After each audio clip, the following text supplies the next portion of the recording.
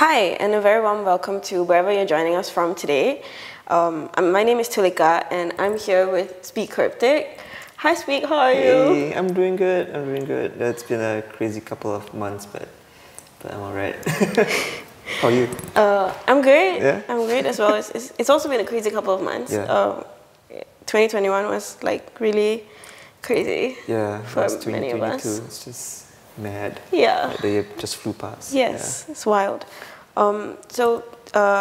You are creating monochrome works, and you've done a recent commission for the Arts House, titled "The Same Side of the Moon Always Faces the Earth." Could you tell us a little bit more about the work?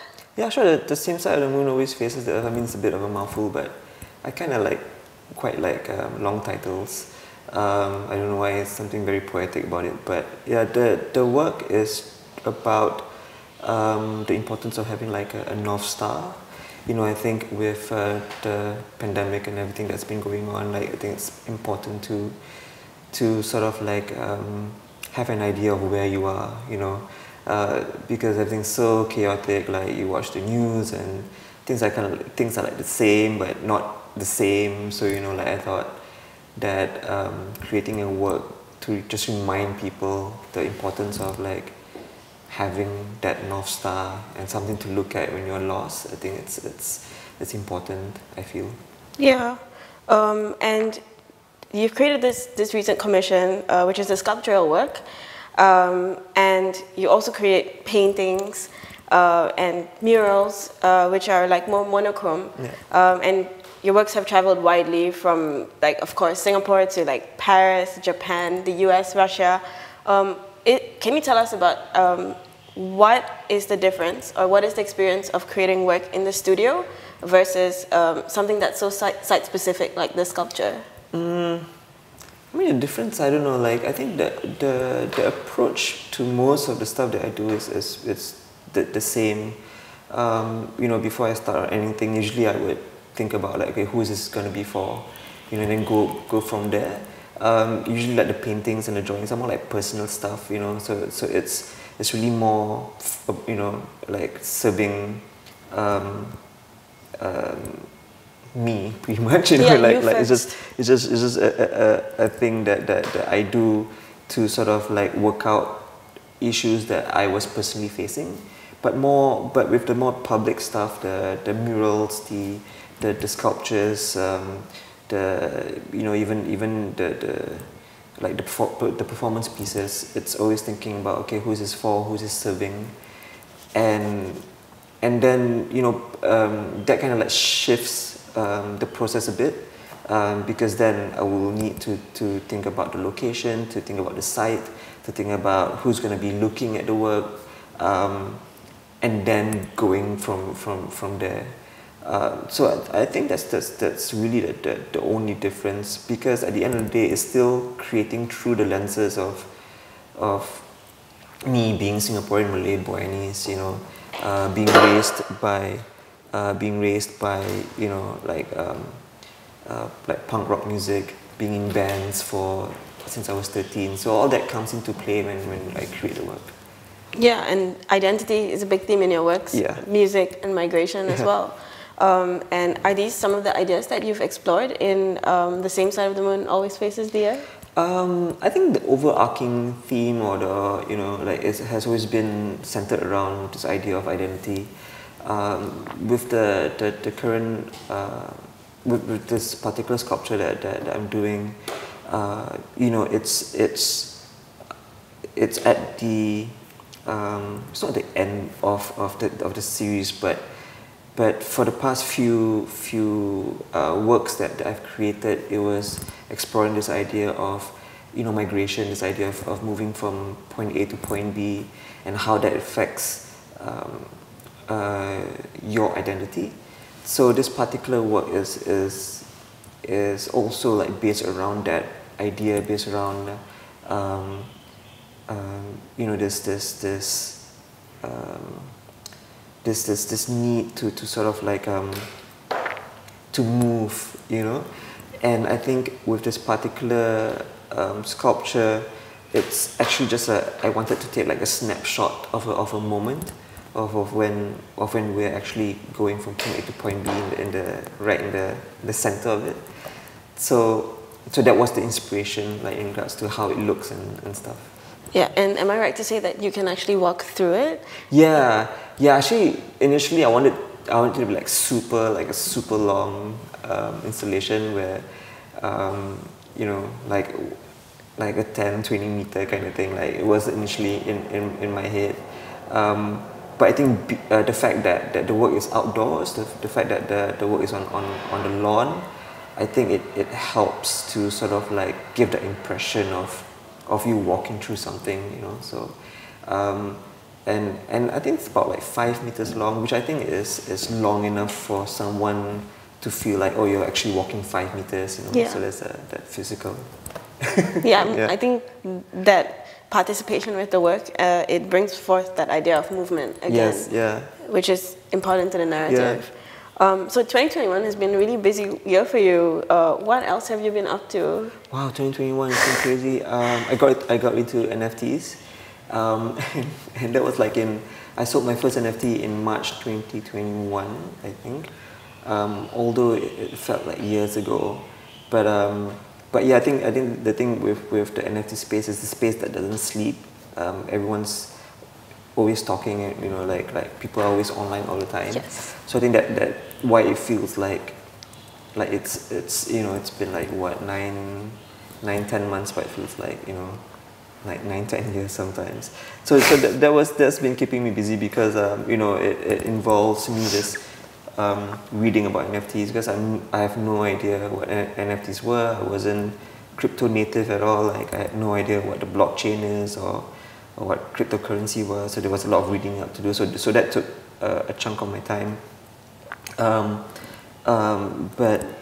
yeah, then towards the till end of the year, I did a solo show, which was in Singapore and then in Paris. So that also took some time. But all in all, I'm just lucky and grateful to actually have something to do. That's awesome. And yeah, I guess 2021 was a lot of like turning our attention away from the physical world to the online world. Yeah. But then still having one foot in the physical world, trying to figure out what's happening, making sense of things. Yeah, it's scary because I've been to more online like gallery shows in 2021 than I have been to like physical shows. So it's weird, but yeah, that one's one for the history books. Yeah, really. it's so nuts. Yeah. Yeah, and as a Singaporean, it's been really special to see the evolution of your works. One of the first murals that I encountered was actually at the projector. All right. With like the cast of characters, and every time I walk past it, I feel a sense of connection to it because people come and go at the cinema, and then those cast of characters are always there. So, what types of collaborations have you been doing? Like from the mural that you did, the recent works have added layers of like poetry and writing. So how did these collaborations come about? And yeah, I think with regards to the collaboration, how I go about doing it is, to me, it has to serve both parties. I feel like there's a lot of things, in the world that I cannot do. Writing poetry is one example, or staging a performance piece is another. But sometimes when I feel, when I'm creating a work, I sometimes think, okay, what could be added on to this thing that I'm doing that could elevate the experience for the other people who might be looking at it. And sometimes, that's how I approach it. Sometimes, I would be looking at it and say, oh, like maybe if I have someone dressed up as my character and they do this, then I would, go and actively search out for people who might be interested in doing that thing that I'm thinking of doing, right? But there have been instances where it's like just like me talking to, like we're having a conversation like now, and then it's just creating this relationship of, you know, an understanding between me and this other person, and say, oh, you do this, and oh, I do this, you know, like maybe we could do something together. And I think, like, for me, it's important not to force it. I think I'm very lucky to have met a lot of people in doing this line of work, but I also feel that all the relationships that I've made have been very genuine and have been very sincere. And the collaborations usually come up from just having a chat, you know, like having tea and just like prata and like, hey, what are you doing now? Say, oh yeah, maybe we could do this. What are the kind of things are you exploring? And then, oh, I'm doing the same thing, you know, like maybe we could do something together, and then it goes from there. Yeah. Flow, not force. Yeah, flow, not force. Yeah, I should put that on a t-shirt. What about the NFTs? Like, did that also start from a collaborative mindset? Well, not really. I think the thing about me and how I think about my work, I think it comes from a very like a street art mentality. I feel like this idea of getting up, this idea of wanting to show my work to as many people as possible. I think it's where I was coming from, like in regards to NFTs, because when I first found out about NFT, I thought it was like another, like one of those Instagram, like I thought it was just a platform for people to show their art. And this was a couple of days right before the big Beeple bang, you know, like before Beeple sold his work for $69 million, right? And then when that happened, like everything sort of like, you know, it almost felt like the car that I was in, that was driving at, you know, 10 kilometers an hour, suddenly it's like it's 100, you know, because everything was so accelerated. And for me, but the thing is, although NFTs has been centered around like huge numbers and all that, for me it was more like, oh, this is another chance to expand my audience. And you know, like it's very digital native. That was the impression I got when I first saw of NFTs. And in my head I was like, oh, I had all this digital drawings that, you know, that's just lying around. I mean, like technically lying around, but it's on my iPad. Yeah. So and I was like, oh, maybe this would be a good time to show the works, because before that, you know, I wasn't really thinking about it, but at the same time, like there were all these drawings that I did digitally. So with NFTs, you know, I felt like, oh, this is a perfect opportunity to show that part of the work, that part of my practice. So that's how I thought about it. But you know, a couple of weeks going into it, I discovered this community of people. You know, we started talking on Clubhouse. You know, it would go from like 9 a.m. to 9 p.m. and then like the next day, you know, it would go for this for a good amount of days, and days become weeks, and we be talking. And then now I'm part of this community of NFT. It's a community called NFT Asia, which is a community of artists who are NFT curious or crypto curious.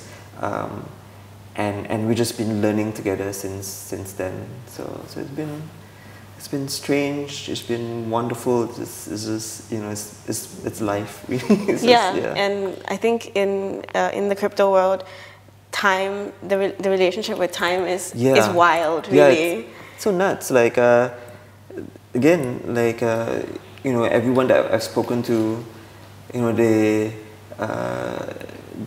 all agree.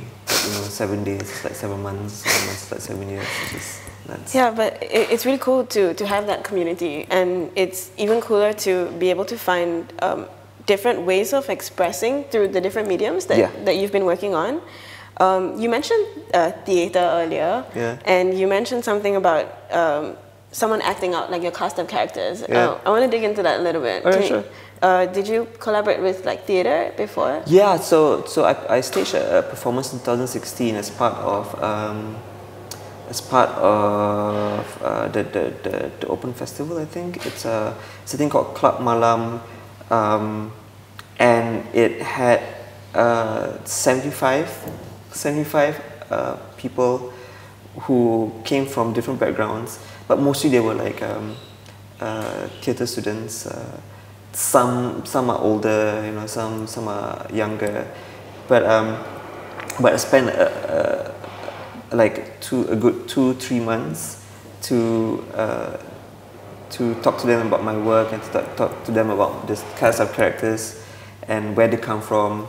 And then towards the end of it, you know, they all dressed up as my characters, and we staged this performance at the Old Kallang Airport in 2016. And in 2018, I worked with a theatre collective called Kaizen MD, and we staged a performance at the Asans Museum called The Anatomy of a Heartbreak. So the idea was to stage a performance talking about the 7 stages of like grief, you know. But this is about, you know, the act of trying to get over someone. You know? So I had like again people dressed up as my characters, and then we would stage that performance, which involved a lot of dancing, very movement based, sort of like you know, I'm not able to articulate properly because, you know, I don't know the exact terminology, but both times it's been a really wonderful experience, like at least for me, to see and to be involved in the process of another, you know, of another medium, you know, and seeing how it works, you know, that to me has been very valuable, I think, and it's just very precious to me, you know. So doing that kind of like opened up my horizons a bit more. I think I'm a better artist for it, and hopefully I don't think they feel the same way. I'm not too sure, but yeah. Wow, that's really cool. 75 characters. Yeah, that was nuts. Wow. Yeah, so we had to like so each I think we divided the group into like 5 or 6, and then each of them were doing like certain things. They had certain actions, or these things that we call like happenings. So they were like in certain pockets of like Old Kallang Airport doing their thing. Some were playing like cards. There was another group that followed people and mimicked what they were doing. So it was cool. It was really brought to life. Yeah, it literally. was a good time. Awesome. Yeah. Do you have any plans for like similar works in the future? Well, I think I mean I'm definitely open to, at this point, like anything and everything, you know. But of course, it has to make sense to the work that I'm doing, or to the issues that I'm currently exploring. You know, I think for me, everything sort of like because people tend to be a bit confused in regards to what I do, because I'm like everywhere and nowhere at the same time. You know, I'm doing street art. I'm doing a bit of like even like design, you know, murals, installation, performance pieces. But at the end of the day, I feel that it all goes back to the drawing, you know, and I feel that I am just a person who likes telling stories through the visual form. You know, I'm not very comfortable with words, as you can tell by now. I'm not good at writing. Obviously not good at singing, but I think like I'm just very comfortable in expressing my thoughts and ideas through drawing, and everything that you've seen in the murals, the sculptures, the performance pieces, all comes from that sketchbook, you know, that I keep at my house. It all starts from the drawing board, yeah, which is yes. the literal sketchbook. Yeah. So it's literally like that. When I say I was back to the drawing board, it's like, you know, I have a drawing board. So yeah. yeah. What's a typical day like for you? A typical day. Well, since the pandemic, there hasn't been any typical days. But before the pandemic, I could remember the time. It was like, but before pandemic, I used to like really try to structure out my days. So Monday, Wednesday, and Friday is always spent creating. So any creative work is so that would involve anything that involves, you know, painting, drawing, or just like ideation. You know, it's Monday, Wednesdays, Fridays, and then Tuesday and Thursdays are usually administrative, you know, emails and meeting people and studio visits, and yeah, the weekends are just, you know, for the family. But since the pandemic, it's just been I don't know what the day What is day like. is it? What time is it? It doesn't. Yeah. Yeah, but I know that I mean, I usually wake up around 7-8ish. I will have my water, and then I'll make myself a cup of coffee, and that has been the only constant. After that, it's just like, okay, what's gonna happen? You know? And also sleep. Yeah, sleep. Of course. Yeah. But it's cool to have that structure, to have a few days dedicated to just purely creating with no distractions. Yeah. I think that's a really important part of the process. Yeah, I think like with the current work that I'm doing, especially for the stuff for the solo that I did, that I needed like a structure, because I needed to create enough works to show, you know. So for stuff like that, when I know that there's something to work towards, I think that's when like structure comes into play. But you know, again, with everything that's been going on with the pandemic, with how, you know, they can tell you that, okay, this is going to be happening, and then like, oh, it's not going to be happening. That's happened like a lot of times. I realized that, okay, I need to just be a bit more open and be. So instead of like complaining, just try to love whatever happens. You know, I think if I'm gonna be negative about it, then I'm just gonna go nuts. You know.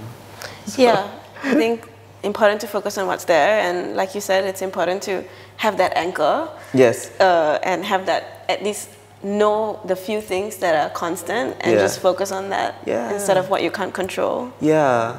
So I think, I mean, like going full circle with the work that I'm presenting, you know, this idea of the anchor, this idea of or the importance of knowing where you are, I think helps. Especially, I mean, like there's a whole conversation about mental health and how everyone's, you know, and how like with like a lot of people I've talked to, you know, like before the pandemic, they weren't even they've never even heard, you know, this idea of like mental health, like what you're talking about, you know, but I think because of how everything is, and how everyone is just being, you know, unsure of things, it kind of like does a number on you, you know. So yeah, it's especially prevalent now. We've been here for like over 20 months. Most of our coping mechanisms are just not around, so it's a very real issue. Yeah, I mean, I ran out of shows to watch, you know, like what's on Netflix? I don't know, like it's the same things. Yeah, reach the end of Netflix. What a time, really. Yeah. The journey towards your solo exhibition must have been really intense, but I guess having that project was also another way to look at having a constant, like that you're working towards something. Well, yeah, I mean, like with the solo stuff, the approach to it has been actually it's a bit different from my older works. Just the current drawings that I'm doing now is more personal. So I used to say that the works that I create is a reaction towards my immediate environment, but this time around it's a reaction towards my internal environment. So there was a lot of unpacking, a lot of like thinking about where I've been and what I've done and how that defines me, or whether that defines me at all. You know, all these questions when I'm drawing. So it was intense in that way, because there were moments in time when I had to stop to like take a breath, you know. And there are other times when I would start drawing at 8 and realize that it's 8 p.m. You know, like 8 a.m. to 8 p.m. Like I don't know where the time went, because I'd be so into it. So yeah, it's been intense. But again, you know, like I'm just super lucky and super grateful to be in this position where I'm drawing for a living. You know, it's just it's just way beyond like my understanding and my comprehension. Like, how am I still able to do this? You know, and I think it's a matter of just perspective. I think with everything, and the reason why I'm still able to stay sane, I think just perspective, you know. So yeah, I think it's amazing, really, that we are able to do what we do. Yes. Yeah. Thank you for taking us through this journey of like inner and outer. No, thank you for talking. You know, I mean, like I'm just blown away when anytime when someone like they feel like, oh, I want to talk to you about, and I want to ask you about your work. I say, oh, really? Yeah. You know, it's always like, oh, okay, you know. So I appreciate the time and yeah. Yeah, thank you for making time. No, thank you. Where can we see more of your works? Right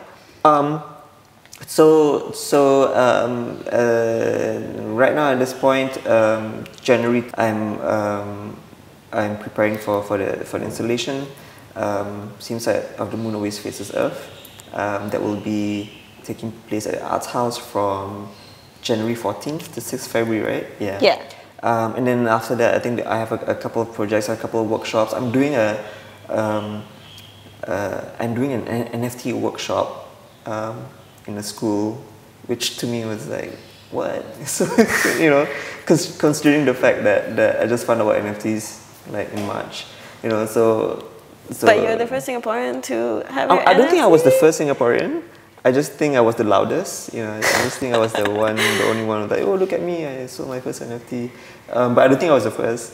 And I think that's evident in the people that I've met in the space who are Singaporeans, who have sold, who have been very successful in the NFT space. Who've just been like keyboard warriors, just doing it behind the screens.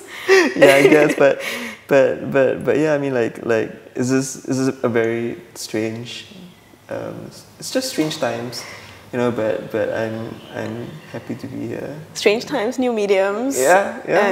And life goes on just like that. Yeah, we try our best, you know. I think that's all we can do, you know. Like, what else can we do? But yeah, try our best. Yeah. Cool. Check out the sculpture. It's at the front of the Arts House lawn. It's around from the 14th of January to the 6th of February. And thank you for making time today. Thank you.